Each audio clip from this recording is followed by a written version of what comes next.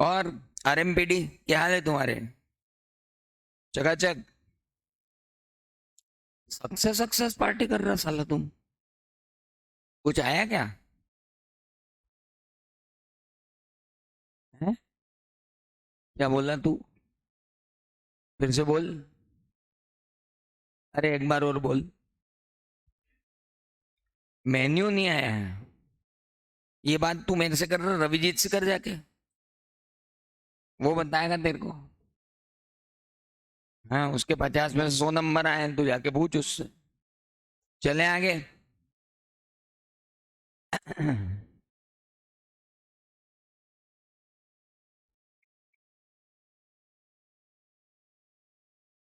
बड़ी मुश्किल से एडवांटेजेस समझ में आए हमको। आए क्या समझ में? चल, आओ अब देखें स्टैंडर्ड कैसे बनते हैं। कहाँ? इंडिया में कि इंडिया के बाहर? इंडिया में। इंडिया में अकाउंटिंग स्टैंडर्ड कैसे बनते हैं? कौन बनाता अकाउंटिंग स्टैंडर्ड इंडिया में? आईसीएआई का अकाउंटिंग स्टैंडर्ड्स बोर्ड। आईसीएआई का अकाउंटिंग स्टैंडर्ड्स बोर्ड क्या करता है? अकाउंटिंग स्टैंडर्ड्स बनाता है। Any doubt? होना भी नहीं चाहिए। अब अकाउंटिंग स्टैंडर्ड बनते कैसे? फालतू बातें अपन बिल्कुल नहीं करेंगे।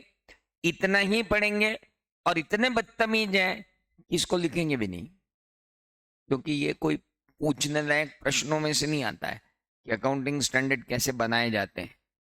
कॉमन सेंस देने के लिए, आपको थोड़ा सा जनरल नॉलेज देने के लिए ये टॉपिक डाला गया है। सबसे पहली बात, सबसे पहले आइडेंटिफाई किया जाता है कि किस सब्जेक्ट पर अकाउंटिंग स्टैंडर्ड लाना है। सब्जेक्ट तो चूज करना पड़ेगा ना।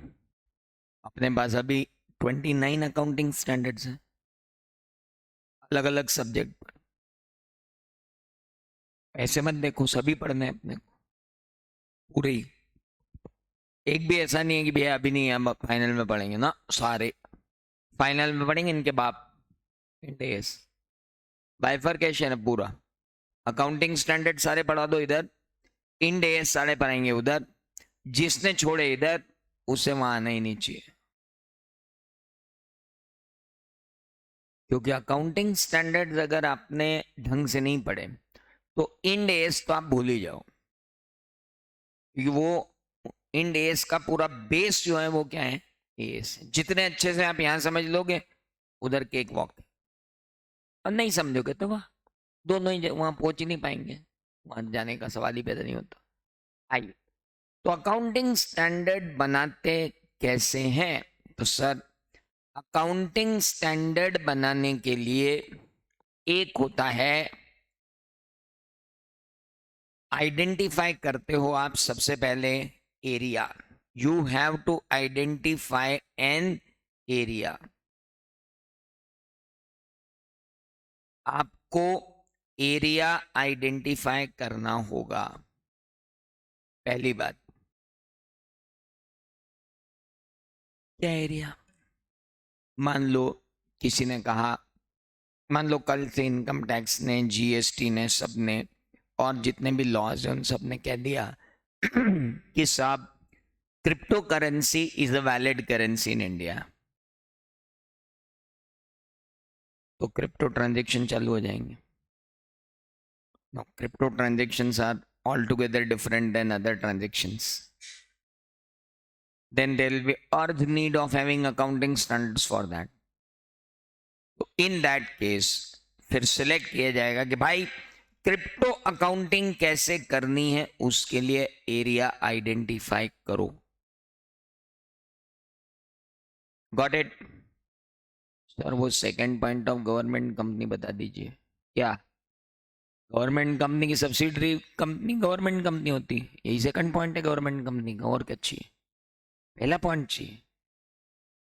Any company in which central government or state government either individually or in aggregate with other having 51% or more। अच्छा ये तो पिछले लेक्चर का था, कोई बात ना। अपन बात करते हैं आइडेंटिफिकेशन ऑफ एरिया की जो बात कर रहे हैं, तो crypto currency is the first area which you have identified. और अब आपको क्रिप्टो करेंसी पे बात करनी। ओके तो भैया अकाउंटिंग स्टैंडर्ड बनाने के लिए पूरे देश से जानकार इकट्ठे किए जाएंगे कि क्रिप्टो के जानकार कौन कौन हैं जो इसमें हमारी मदद कर सकते हैं।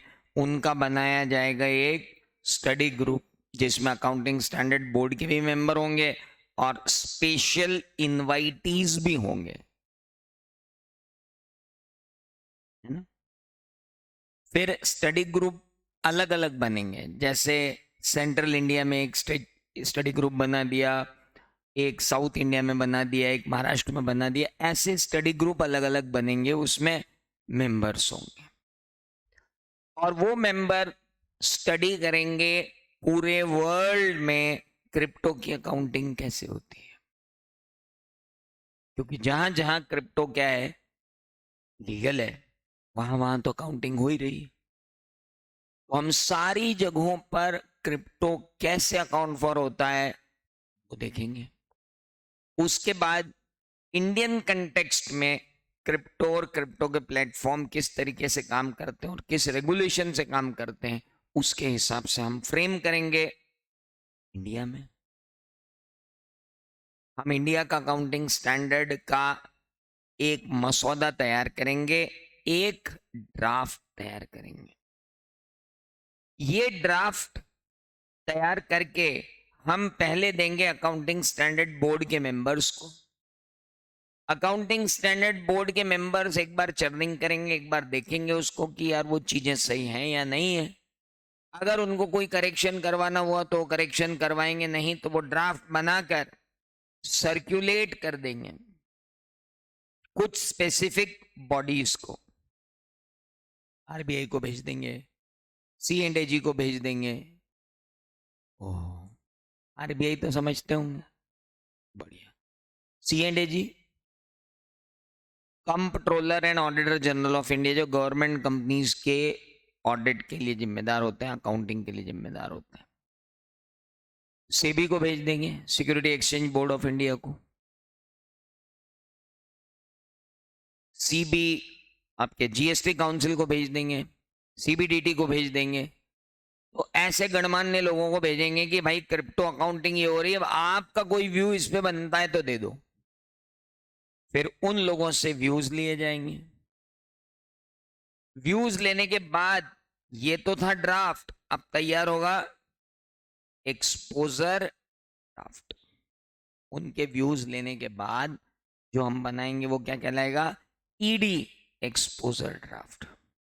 एक्सपोजर ड्राफ्ट बना करके पब्लिक में छोड़ दिया जाएगा, मतलब आईसीआई की वेबसाइट पर होस्ट कर दिया जाएगा। किसको, एक्सपोजर ड्राफ्ट को। और कहा जाएगा 30 दिन में अपने अपने कमेंट भेजें, 60 दिन में अपने अपने कमेंट भेजें।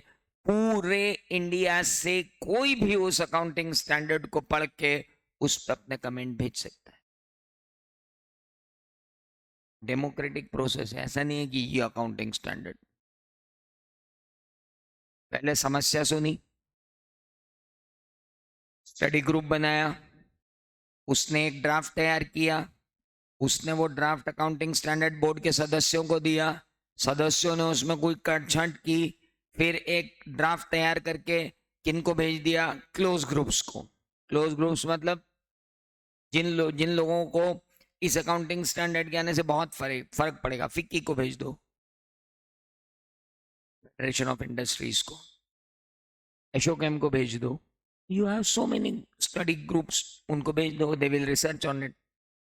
उसके बाद वो उनके इनपुट देंगे, उनके इनपुट से बनाओ फिर क्या, एक्सपोजर ड्राफ्ट। एक्सपोजर ड्राफ्ट को वेबसाइट पे होस्ट कर दो। 30 दिन में जो भी कमेंट आते हो आने दो, और उस एक्सपोजर ड्राफ्ट को क्या कर दो, मॉडिफाई कर दो। मॉडिफाई करने के बाद उसे council of institute of chart accountants of India को दे दो। काउंसिल उसे पास कर देगी और फिर इशू हो जाएगा क्या, अकाउंटिंग स्टैंडर्ड। भैया अकाउंटिंग स्टैंडर्ड को जारी करने की प्रक्रिया क्या हुई? एक मिनट, देखो कितना बढ़िया हुआ, मैंने वहां से गायब किया तो तुम चालू हो गए, नहीं तो तुम उसी को देख रहे थे। अब अपने दिमाग में थोड़ा सा विचार करें और थोड़ा सा प्रिपेयर करें पहले अपने आप को कि आप मुझे जवाब देंगे। पहले प्रिपेयर करो कि हाँ सर हम तैयार हैं। तैयार हो? शुरू करें। मैं तो कभी तैयार नहीं होता हूँ, मैं सो रहा हूँ, आप रिवीजन कराओ। पहला क्या करूं? Identify the subject matter or area over which accounting standard need to be issued. Second, create study group of knowledgeable people who will going to study about the matter by taking reference of worldwide treatments. They will prepare a draft.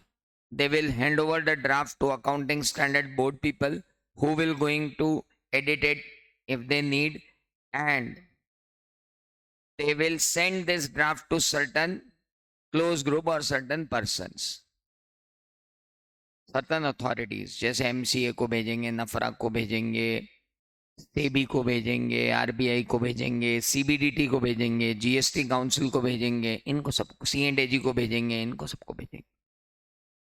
Will take input from them, incorporate those inputs if thought it is wise to add them.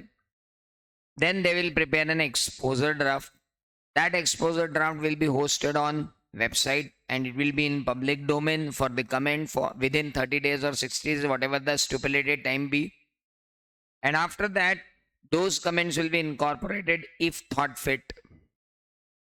And then it will be given to Council of the ICI to approve it, and when Council of the ICI approves it, there will be issuance of accounting standard. Hello, आज आपको homework के तौर पर यह सब पढ़ना है। कहाँ से कहाँ तक? Step 1, step 2, step 3, step 4, step 5, step 6, step 7। और बस एक ही बार पढ़ना अपनी लाइफ में, दूसरी बार पढ़ने की जरूरत भी नहीं है। How many accounting standards? बाबू, 1 से लेके 5 तक, फिर 7वां, फिर 9वें से लेके 29वें तक, कुल जमा 27 अकाउंटिंग स्टैंडर्ड है। नंबर भले 2900, 2 नहीं है। एक छठा स्वर्गीय हो गया थोड़े दिन पहले, और एक 8वां जो स्वर्गीय हो गया 2004 में जब आपका जन्म हुआ। नहीं, जन्म से भी 1 साल पहले, 2 साल पहले। बढ़िया। तो then you have to renumber them ना, बीच में अच्छा नहीं लग रहा नहीं, गैप OCD गैप क्या अच्छा नहीं लग रहा बीच में? मतलब तेरे OCD के चक्कर में हम क्या नंबर चेंज कर दें सबके? नहीं है तो नहीं है। 2 अकाउंटिंग स्टैंडर्ड नहीं है, 6 और 8। जो फकोड़े लोग हैं जिनको सिर्फ फांकना आता है, उनको मैं बता दूं कि गलती से भी मत लिखाना according to accounting standard 8, copy फाड़ के फेंक देगा वो। AS8 भी नहीं है और AS6 भी नहीं है। चलिए, तो अब कितने अकाउंटिंग स्टैंडर्ड है? 29, 27। कौन कौन से सब्जेक्ट में है ये? अच्छा, आपको अभी तक कितने मालूम? देखो, एक भी नहीं वाले तो बहुत सारे होंगे।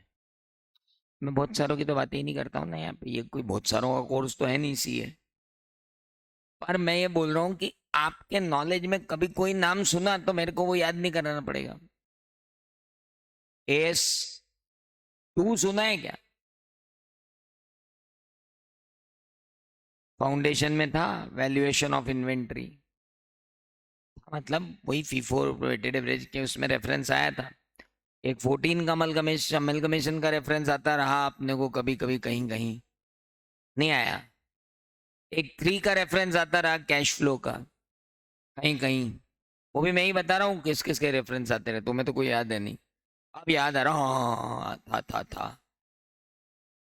एक AS20 का रेफरेंस आता रहा EPS, अर्निंग पर शेयर, नहीं आया, नहीं आया। अच्छा चलो कोई बात नहीं, मैं बता देता हूँ कितने अकाउंटिंग स्टैंडर्ड है। पहला अकाउंटिंग स्टैंडर्ड है accounting standard 1, disclosure of significant accounting policies, जो बताता है कि अकाउंटिंग पॉलिसी का डिस्क्लोजर कैसे होगा। दूसरा अकाउंटिंग स्टैंडर्ड है वैल्यूएशन ऑफ इन्वेंट्री, जो बताता है कि इन्वेंट्री का वैल्यूएशन कैसे होगा। तीसरा अकाउंटिंग स्टैंडर्ड है accounting standard 3, cash flow statement, जो बताता है कि कैश फ्लो स्टेटमेंट कैसे बनेगा। चौथा अकाउंटिंग स्टैंडर्ड है contingencies and events occurring after balance sheet date, वो बताता है कि बैलेंस शीट डेट के बाद अगर कुछ होता है तो उनका अकाउंटिंग ट्रीटमेंट कैसे होगा। अकाउंटिंग स्टैंडर्ड 5 है नेट प्रॉफिट और loss for the period, prior period item and changes in accounting policy, जो 3-4 अलग अलग चीजों के बारे में बात करता है, prior period item, extraordinary item, changes in accounting estimate, changes in accounting policy, इन सब के बारे में बात करता है। उसके बाद आता है अकाउंटिंग स्टैंडर्ड 7 कंस्ट्रक्शन कॉन्ट्रैक्ट, जो कॉन्ट्रैक्टर्स जो रियल एस्टेट में कंस्ट्रक्शन करते हैं उनका रेवेन्यू कैसे बुक करना उसके बारे में बात करता है। फिर आता है अकाउंटिंग स्टैंडर्ड 9, जो नॉर्मल रेवेन्यू रिकॉग्निशन की बात करता है कि सेल ऑफ गुड्स का, रेंडरिंग ऑफ सर्विस का, इंटरेस्ट का, रॉयल्टी का, डिविडेंड का, इनकी अकाउंटिंग कैसे करना उसके लिए अकाउंटिंग स्टैंडर्ड 9 है। अकाउंटिंग स्टैंडर्ड 10 आता है, बोलता है प्रॉपर्टी प्लांट एंड इक्विपमेंट की अकाउंटिंग कैसे करोगे, मतलब फिक्स एसेट की अकाउंटिंग अपन कैसे करेंगे, that is governed by accounting standard 10। फिर आता है अकाउंटिंग स्टैंडर्ड 11, जो बोलता है accounting for fluctuation in foreign exchange rate, when we are dealing in foreign exchange rate keeps on fluctuating, so on 31st March what is the impact of that fluctuation over our financial statement will be governed by accounting standard 11. Then sometime government gives us grant, for that accounting of government grant we have accounting standard 12. We are doing investments in land, building, shares and all, so how do we value our investment? There is accounting standard 13, valuation of investment. When two entities are amalgamating, merging in each other, so how the accounting will be done, that will be governed by accounting standard 14. Then comes how the employees who are having benefits from salary, wages and all that, how these salary, wages, gratuity, PF and compensated absences and leaves and all, how they will be accounted for will be dealt by accounting standard 15. Then comes accounting standard 16, borrowing cost. How could you uh, uh, account for the interest on borrowed funds? For that accounting standard 16 is there. There are many entities who are having different segments like two-wheeler, three-wheeler, four-wheeler. We have seen in our 12th that there are certain inherent limitations to financial statement, that turnover of financial statement is not cannot depict that whether I sold two-wheeler more, I sold three-wheeler more, I sold four-wheeler more, then उसके लिए वो लेके आया accounting standard 17, that is called segment reporting. Then there are transactions with certain parties who are related to this particular entity, so we would say there is accounting standard 18, related parties, holding, subsidiary, joint venture, इनके बीच में accounting अगर हुई तो that will be by accounting standard 18. Then comes when we are having assets on lease finance, so how should we account for those assets? For that we have accounting standard 19. Then there is one ratio called earning per share. How to calculate that earning per share is given by AS20 EPS. Then there is holding and subsidiaries. So how to consolidate holding and subsidiary and how to make consolidated financial statement, we have accounting standard 21. Then there is income tax. How to account for that income tax, there is accounting standard 22 known as taxes on income.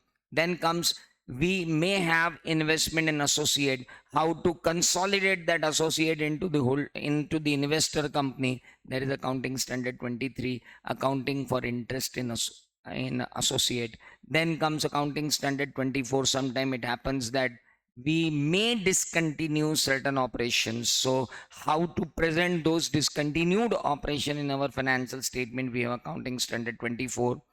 There are quarterly financial statement requirements sometimes from SEBI. So how to make quarterly financial statement? To them we say interim financial statement. For that we have accounting standard 25, that is known as interim financial statement. Then we have intangibles in our business. How to account for those intangible? For that we have accounting standard 26. Then we have joint ventures with us. How to account for the joint ventures in consolidated financial statement? We have accounting for interest in joint venture, accounting standard 27. Then there are certain impairment losses in assets. For that we have accounting standard 28, that's called impairment of asset, and how to account for liability, provision, contingent liability. For that we have accounting standard 29, provision, contingent liability, and contingent asset. So we have all 29 accounting standard, purposeful accounting standard, and these are of 55 marks. And mind it very carefully. अगर किसी ने सीढ़ी पे मुझसे ये पूछ लिया कि अकाउंटिंग स्टैंडर्ड का नाम और नंबर याद रखना है क्या, वहीं से धक्का दे दूंगा. बिल्कुल याद रखना है. और तुम्हारी हिम्मत कैसे होगी कि तुम नाम और नंबर याद नहीं कर पाओ. और जैसे मैंने यहाँ पे अकाउंटिंग स्टैंडर्ड अभी बोले हैं, ऐसे तुमको भी बोलना पड़ेंगे. अगर बोल पाओगे तो फाइनल में जाओगे, अगर नहीं बोल पाओगे तो यहीं रह जाओगे. और जब तक बोलना नहीं सीखोगे फाइनल में नहीं जा पाओगे. खत्म. नो इफ, नो बट, सारे के सारे नंबर याद होना जरूरी है, और नाम भी. और मेरे से तो नहीं होंगे, जा. मैं फीस भी वापस नहीं करने वाला हूं. दूसरी बार आएगा तो और ले लूंगा. ध्यान रखना, पूरी क्लास भरी हुई है फाउंडेशन की. दूसरी बार फीस लेके भी बच्चा पढ़ने आ रहा है क्योंकि उसको मालूम है कि फ्री में फेल होने का कोई मतलब नहीं. He knows. So mind it very carefully. इस बार आप पढ़ोगे, पास होगे. अनफॉर्चुनेटली नहीं होते हो, हम हैं, वापस मदद करेंगे. Nothing is free. और जब मैं आपसे पैसे लेके आपको ज्ञान दे रहा हूं तो आपकी ड्यूटी बनती है कि आपकी कॉपी में जो है वो फ्री में बाहर नहीं जाना चाहिए. मैं अपनी तरफ से वादा करता हूं, मैं कुछ भी फ्री में यूट्यूब पे नहीं डालूंगा, क्योंकि पैसे आपके पढ़ा मैं रहा हूं, उसको मैं यूट्यूब पे डालने का अधिकार नहीं रखता हूं. Got it? Everything is concealed in नाटा academy because nothing is free. तो मैं जो नॉलेज दे रहा हूँ आपके पास, मुझे उन 27 के 27 अकाउंटिंग स्टैंडर्ड आपकी जुबान पर चाहिए. कैसे आएंगे आपका टेंशन नहीं है, मेरा है. और अगर आपको लगता है कि ये आदमी फालतू बात कर रहा होगा, तो नीचे जो स्टूडेंट पढ़ रहे हैं ना, उनका आखिरी अकाउंटिंग स्टैंडर्ड चल रहा है, किसी भी एक को पकड़ के उससे पूछ लेना, भाई सारे अकाउंटिंग स्टैंडर्ड के नाम आते हैं क्या? बोलेगा वैसे तो सब आते हैं, शायद एक दो में गड़बड़ कर दूं, पर वो सारे बोल देगा आपको. अभी उसके एग्जाम में 3 महीने, 3 महीने में उसको मैं और पक्का कर दूंगा. जैसे तरुण सर सारी सेक्शन याद कराएंगे, मैं सारे अकाउंटिंग स्टैंडर्ड याद करूंगा. और सुनो, ये तो कुछ भी नहीं है. ऑडिटिंग के अंदर 34 स्टैंडर्ड ऑन ऑडिटिंग, और उनके नाम इनके बाप है. 3-3 लाइन के तो नाम है सालों के. वो भी याद करना है, और वो भी याद कराऊंगा मैं ही. यार तुम ना डराते हो तो यार, हम लुभाते नहीं है. बस बात कर, जो है वो है. आपको हमेशा ये मालूम होना चाहिए कि आपको क्या करना है और किस लेवल पे जाके करना है. कोई मेरे से पूछ मत लेना कि सर अगर अकाउंटिंग स्टैंडर्ड का नाम नंबर नहीं लिखूं तो चलेगा क्या, वहीं से धक्का दे दूंगा मैं. फौजी हो साले तुम, यहां पर आए हो क्योंकि तुम्हारी तशरीफ में दम है, और नहीं है तो निकलो, बाहर निकल जाओ. बिल्कुल हल्का पतला चलता ही नहीं है किसी को कुछ भी, कि बेटा ये वाला कर ले, ये हो जाएगा. कुछ नहीं होगा, फिर आके बैठ जाएगा. मेरे को नहीं बैठाना दूसरी बार. यहीं से पढ़ के जाओ, सारे पास हो जाओ. तो 29 अकाउंटिंग स्टैंडर्ड में से 2 हटा दो. कितने अकाउंटिंग स्टैंडर्ड बचे? 27. अब बात आती है, भाई साहब ये है क्या, इनकी डेट भी याद करें? नहीं, डेट याद करने की जरूरत नहीं है. ये है तो मैं आज से याद करना चालू कर दूं? नहीं, आपको याद अलग से नहीं करना है इनको. और तो फिर तो हो गया काम, कैसे याद होंगे? मैं कराऊंगा, आप टेंशन छोड़ दो उसका. किस पर अप्लीकेबल होंगे अकाउंटिंग स्टैंडर्ड? हेलो. और अकाउंटिंग स्टैंडर्ड की औकात क्या है वो भी समझ लें. क्या अकाउंटिंग स्टैंडर्ड लॉ के ऊपर होते हैं?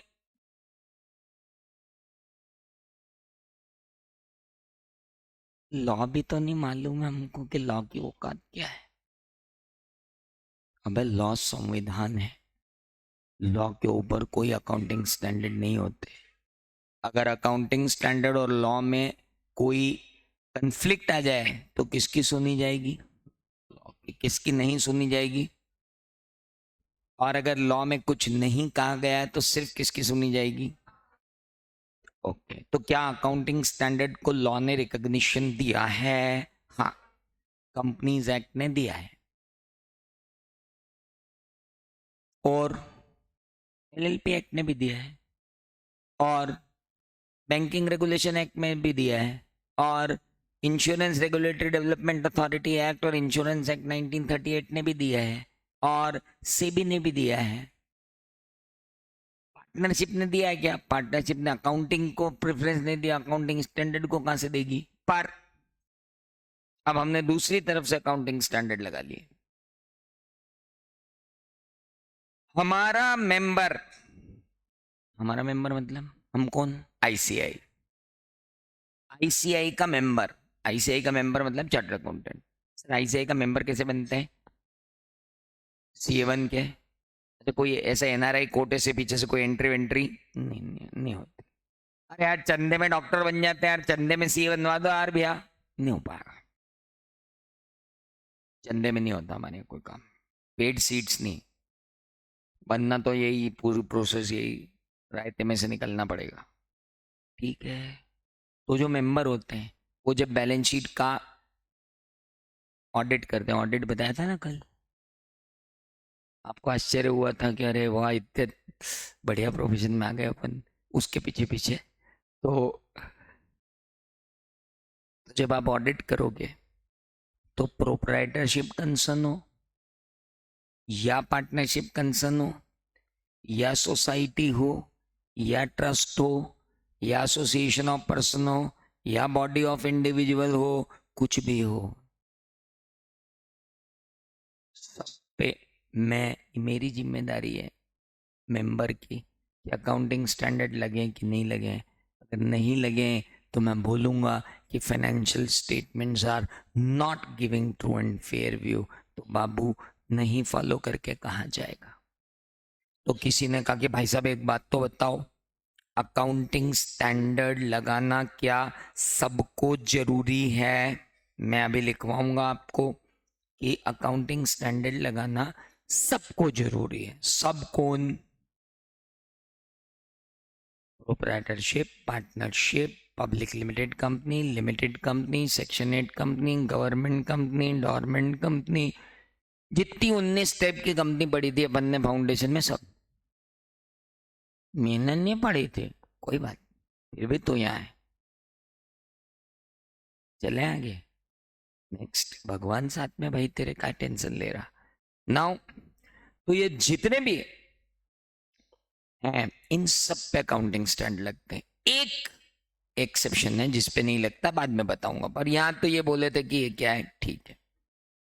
ग्लोबल अकाउंटिंग स्टैंडर्ड की क्या नीड है? अब ये फिर चालू हो गए सब। आईएफआरएस की क्या नीड है? ग्लोबल क्यों? कटोरा लेके घूमना है इंटरनेशनली, भीख मांगनी हमको। मैं चाहता हूं कि पब्लिक इशू लाऊं। अब इंडिया में तो बहुत हो गया, इंडिया तो गजब है। जितने पिछले 5 साल में विदाउट फंडामेंटल आग मूत रहे थे, सब निपट गए। एक ऑडिटर छोड़ के भाग गया, बोले मैं तो साइन ही नहीं करूं बैलेंस शीट इसकी। भले ही इसने 3 बार आईपीएल स्पॉन्सर कर दी, उससे क्या।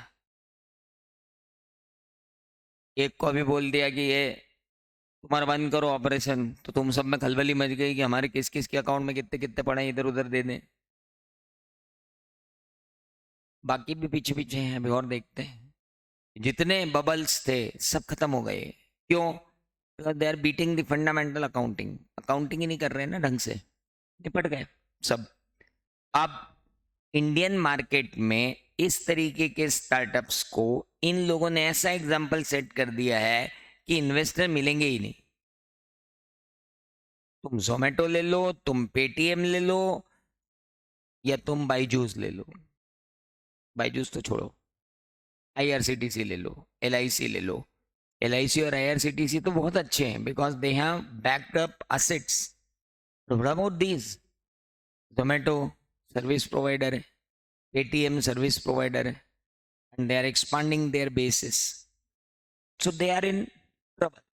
तो इम्पोर्टेंट ये है कि अब इनको अगर फाइनेंसिंग चाहिए तो इंडिया में तो कोई नहीं देने वाला। अब इनको कहाँ जाना है? फॉरेन। फॉरेन मार्केट में जाकर ये पब्लिक इशू लाएंगे। फॉरेन मार्केट में पब्लिक इशू लाएंगे तो आपकी अकाउंटिंग कैसी होनी चाहिए फॉरेन के हिसाब से, मैंने आपको बताई थी। तो that is the first thing which we need to have. Then comparability of financial statement internationally, then uniformity, comparability and transparency universally, then global investment. आपको अगर चाहिए कि लोग आप में आके इन्वेस्टमेंट करें तो भाई ये फालतू की बातें हैं। हमको नेशनल अकाउंटिंग स्टैंडर्ड के बेनिफिट ज़्यादा अच्छे से याद करना थे। इंटरनेशनल वाले सिर्फ एक बार पढ़ना है, कोई पूछने वाला नहीं है आपसे। इंटरनेशनल अकाउंटिंग स्टैंडर्ड बोर्ड के बारे में हमने बात पूरी कर ली। IAFRS, IASC, becoming IFRS compliant हमने बात कर ली। अडॉप्शन कर सकते हो या कन्वर्जेंस कर सकते हो। फिर इन्होंने एडॉप्शन और कन्वर्जेंस की बात कर दी, हमको भी मालूम है। कार्व आउट कार्व इन क्या होते हैं बात करेंगे, अभी नहीं।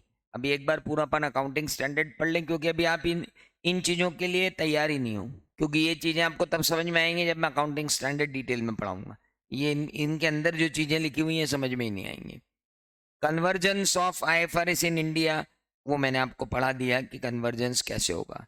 What are Indian accounting standard हम पढ़ चुके हैं। Indian accounting standard, globalisation, liberalisation, transfer of financial statement, comparability of financial statement, enhance disclosure requirement, फालतू की बात। History of IFRS conversion in India, तेल लेने गई। लिस्ट ऑफ IFRS, जिस गली जाना नहीं वहां क्यों झाके। हमारे 29 कल वही बहुत है जो तुमने कोर्स में दिए। This guy is living so much, I have a suspicion कि अगर आ गया तो क्या करेंगे। 9 बार AIR1 लाए हैं, इतना भरोसा तो तुम कर सकते हो। आई है, मैनेज नहीं की है, आई है। Now road map for implementation of Indian accounting standard. अभी पढ़ने का कोई मीनिंग नहीं है, क्योंकि जब तक पहले मैं आपको ये नहीं पढ़ाऊंगा कि Indian sorry normal accounting standard की एप्लीकेबिलिटी क्या है, तब तक उस चैप्टर पे जाने की जरूरत नहीं। अब अपने को इस चैप्टर से सीधे छलांग लगानी पड़ेगी तीसरे चैप्टर पे। फिर तीसरा और पहला मिल जाएगा, उसके बाद पहले तीसरा खत्म होगा फिर पहला खत्म होगा, क्योंकि पहला खत्म हो ही नहीं सकता अगर हमने तीसरा खत्म नहीं किया।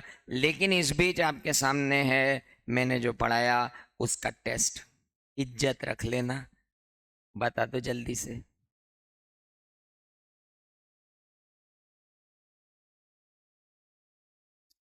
धीरे धीरे, बिल्कुल धीरे धीरे।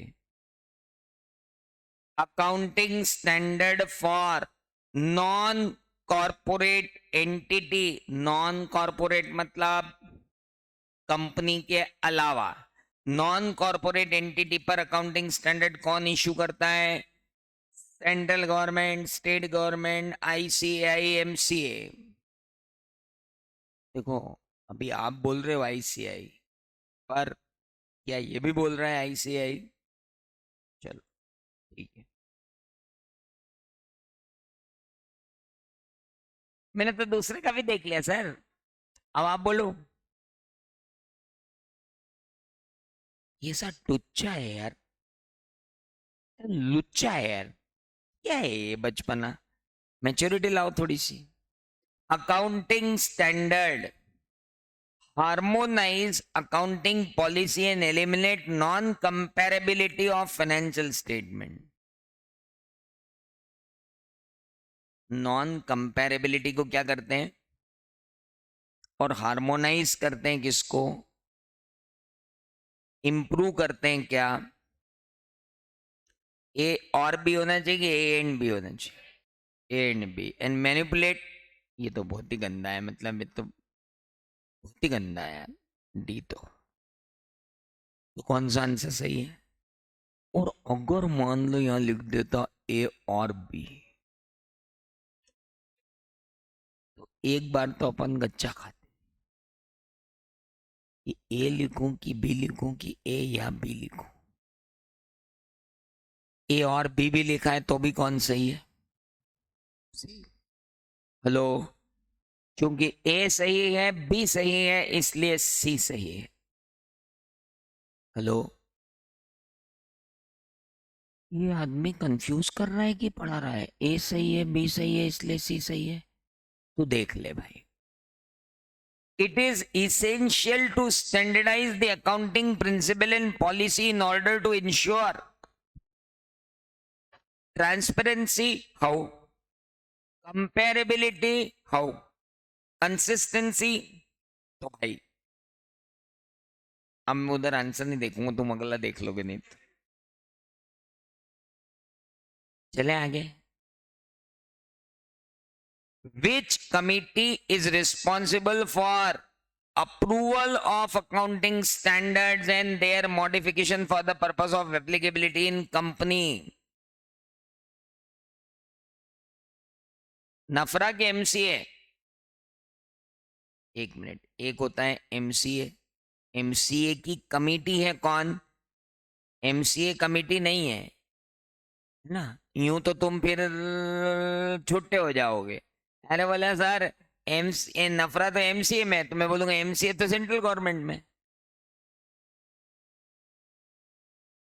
कमेटी लिखा है ना, कमेटी वर्ड के अंदर क्या आएगा? अब तो जानना ही पड़ेगा आपको पीछे। डी और ए, हाउ, ये ले भाई, ए डी और ए। फोर्थ का बी, फोर्थ का क्या लिया अपन ने? गलत दिया है। कमिटी नफरा है, मिनिस्ट्री ऑफ कॉर्पोरेट तो मिनिस्ट्री है, कमिटी थोड़ी है। Which committee is responsible? NFRA. Hello, ये गलत दिया है आंसर, इसको सही कर लो। और इसकी बार अब गलत भी देते हैं, बिल्कुल। क्या था? ए। सर यार ये आप गलत कर रहे हो यार, यूट्यूब पे तो यही बताया है।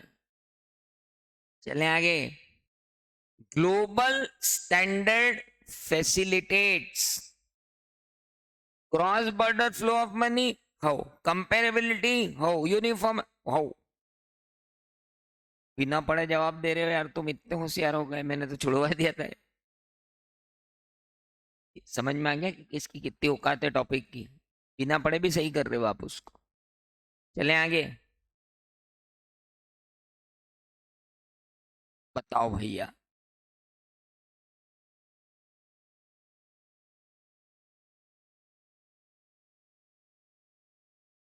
पहले तो अकाउंटिंग स्टैंडर्ड की डेफिनेशन लिखेंगे, फिर आरएमपीटी लिख देंगे।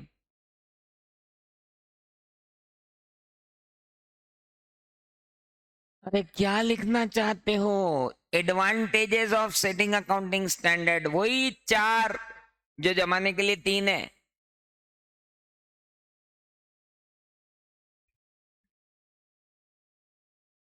एक मिनट एक मिनट एक मिनट एक मिनट, एकदम से मत शुरू हुआ करो। देखो क्या है, कुछ लोग मूड बनाते हैं कि अब बोलेंगे, वो बोलने वाले बेचारे होते, तुम सब बोल देते हो, गलत आ गया। समाजवाद लाओ। सब तैयार है? Everybody is ready? अपन पढ़ रहे हैं एडवांटेजेस ऑफ अकाउंटिंग स्टैंडर्ड। पहला, standardisation of accounting treatment by eliminating और रिड्यूसिंग द अल्टरनेटिव। इतना बोलेंगे अपन ताकि अपने को अंदर का भी याद रहे। दूसरा, additional disclosure requirement by accounting standard to compensate if law does not provide for any disclosure। इतना नहीं बोलूंगा मैं, मत बोल, लिखना तो पड़ेगा। तीसरा, comparability intra and inter from both, है ना। और चौथा, अवॉइडेंस ऑफ क्रिएटिव अकाउंटिंग और कंट्रोल ओवर क्रिएटिव अकाउंटिंग। बस इतना सा लिखना था, आंसर खत्म हो गया। चलिए explain briefly the process of issuance of accounting standard. Chart बना देना पूरा। ये आपने कहा था नहीं आएगा, यहाँ आया ना। एग्जाम की बात थोड़ी करी मैंने एग्जाम की बात करी, यहाँ की थोड़ी करी। यहाँ आया ना। अभी क्या लिखोगे इसमें? सबसे पहले identification of areas, then study group, then draft accounting standard circulated to inner group, then exposure draft will be issued for public. Hello. Then recommendation will be incorporated in exposure draft, then accounting standard will be issued. आप इतनी चिंता मत करो, मैं tip के लिख लूंगा। ठीक है। तीसरा थ्योरेटिकल क्वेश्चन, कहाँ गए रे? अच्छा यही है, वाह। Explain significance of emergence of IFRS as global standard. ये क्या है? नहीं नहीं नहीं सर, एक बात आप ध्यान रखना, ये सीए कुछ भी लिखने के अंदर नंबर नहीं मिलते। क्या पूछा उसने? Of IFRS as a global standard emerge होने का क्या सिग्निफिकेंस है, उसका आंसर उसने तैयार करके आपको दिया है यहाँ पे। और यहाँ इतना सा दिया है, और ये इतना सा अगर अपन लिखाएंगे ना तो अपने को इतने से नंबर देगा वो। बोलो।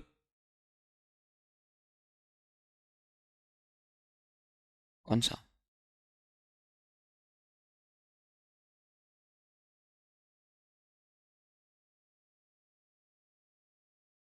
Cross border flow. ये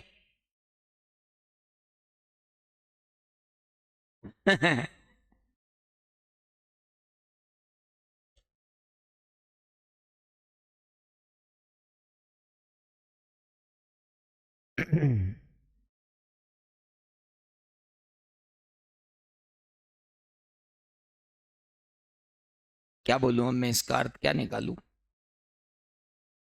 कैसे निकालूं? गूगल से निकालूं? निकालो,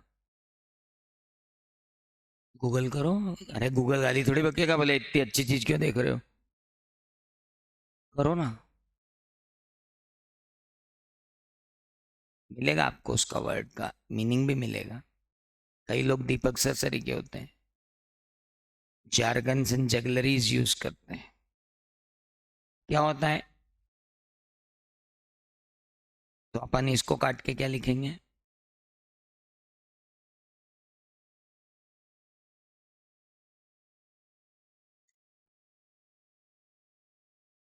ठीक है, ऐसे कई लिखे हैं, आप गलत मत मानना कि क्या है उनके पास। उनकी जिसने ये लिखा उसको ये बताना होगा कि मेरे बाप बाप ने 1.5 लाख रुपए अच्छे स्कूल में पढ़ाया मेरे को, उसने लिख दिया। या फिर एकदम गधा होगा मेरे टाइप का, उसने नेट पे से उठा के लिख दिया होगा। वो नेट वाले इंग्लिश में पढ़ा होगा कहीं, लॉरल्स टाइप की, बड़े एमरल्ड हाइट्स का होगा, दिल्ली कॉलेज का होगा, तो उसको लगा होगा कि यार अपने को देना चाहिए, ये इतनी फीस भरी है तो क्या करें, उसने लिख दिया। आप, मैं उसकी तरफ से माफ़ी चाहता हूँ। आप वहाँ पे स्टॉक मार्केट लिख लेना, कोई टेंशन नहीं अपने।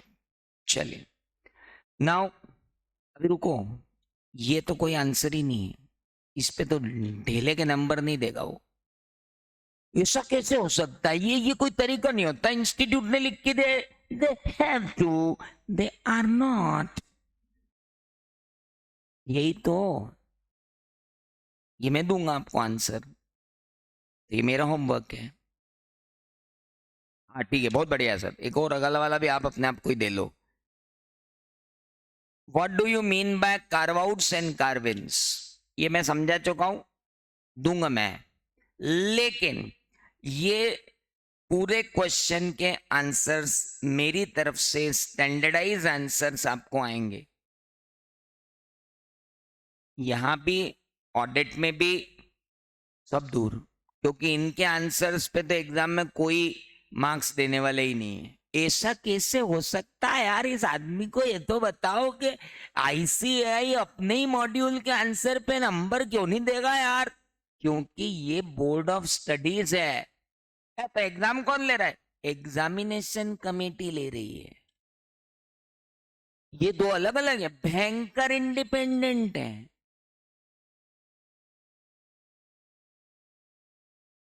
ये और नई बात बता रहा है ये आदमी।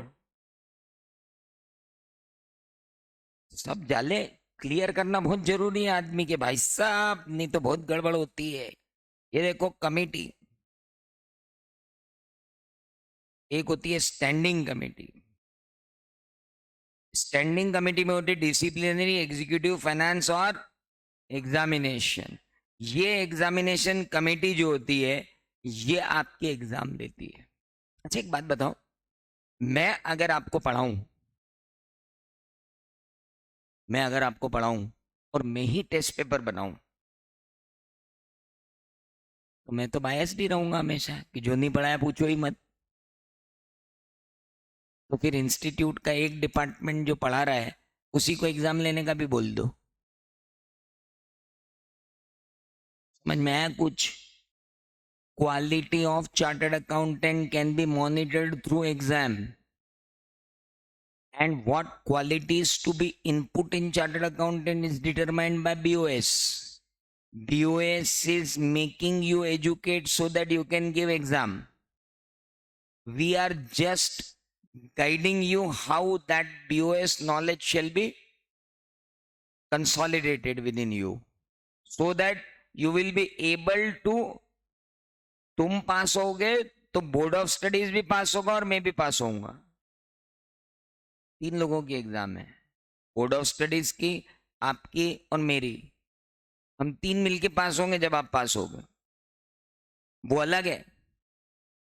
So never ever interpret that what ever given in module is the final verdict of board of studies, of examination committee. जब जब बोर्ड ऑफ स्टडीज के लिटरेचर आते हैं, साफ लिखते हैं, answers given are only suggested answer, they are not necessarily the basis for valuation of exams। ये लिखा होता है सजेस्टेड आंसर, जब इंस्टीट्यूट के प्रिंटेड आते हैं, नेट पे नहीं लिखा होता। जब प्रिंटेड आंसर आते हैं, जैसे मॉड्यूल आपके प्रिंटेड आते हैं, ऐसे प्रिंटेड सजेस्टेड मॉड्यूल आप लाओगे, एक डिस्क्लेमर ऊपर ही दिया रहता है। इसलिए जो मैं बोलूंगा वो आपको करना है। तो मैं आपको इनके सबके सही आंसर दूंगा, लेकिन वो सही आंसर मेरे ऐप पे अवेलेबल रहेंगे और उन्हें आपको अपनी कॉपी में लिखना पड़ेगा। अरे दे दो यार, फोटोकॉपी करा लेंगे। नो, तुम्हें तुम्हारे पैसे की वैल्यू हो या नहीं, मुझे मेरी मेहनत और मेरे पैसे की बहुत वैल्यू है। मैं किसी को भी इधर उधर नहीं जाने दूंगा। तुमको अपनी कॉपी लिखने के बाद किसी को बांटनी बांटो, किसी की मुस्कुराहटों पर फिदा करनी करो। मैं मेरे लिखे हुए नोट्स किसी को फोटोकॉपी तुम्हारे सेटिंग में नहीं जाने दूंगा। समझ में आ गया? तो मेरे ऐप पर आपका सबका रजिस्ट्रेशन होना चालू हो जाएगा और ऐप पर यूनिट वाइज आपको नोट्स अपडेट कर दिए जाएंगे, कौन से जो आपको अपनी कॉपी में लिखना है। और उसके बाद अगले मंडे आपको मुझे कॉपी सबमिट करनी है, पतली सी, जिसका नाम होगा चैप्टर 1 है। हर चैप्टर की अलग कॉपी बनाएंगे। यस, नहीं मैं बैठने नहीं दूंगा क्लास में। रे देख लो रे, आदमी बहुत तेज चल रहा है, इसकी फीस नहीं भरा, मत भर। पढ़ना तो मेरी शर्तों पे पड़ेगा। हर हमने कॉपी तैयार की थी फाउंडेशन में भी, उसका रिजल्ट है कि आप सब यहाँ हो। जिन्होंने नहीं तैयार की उसका रिजल्ट वहां देख ही रहे हो आप, गिन लो जाके कि कौन कौन ने कॉपी दी थी उसमें से। लेकिन सर मैं एक बात बता दूं, मैंने कॉपी नहीं दी थी फिर भी मैं यहाँ बैठा हूँ। तो ऐसी गलतियां बार बार नहीं होती इंस्टीट्यूट से, एक बार हो गई होगी। चले।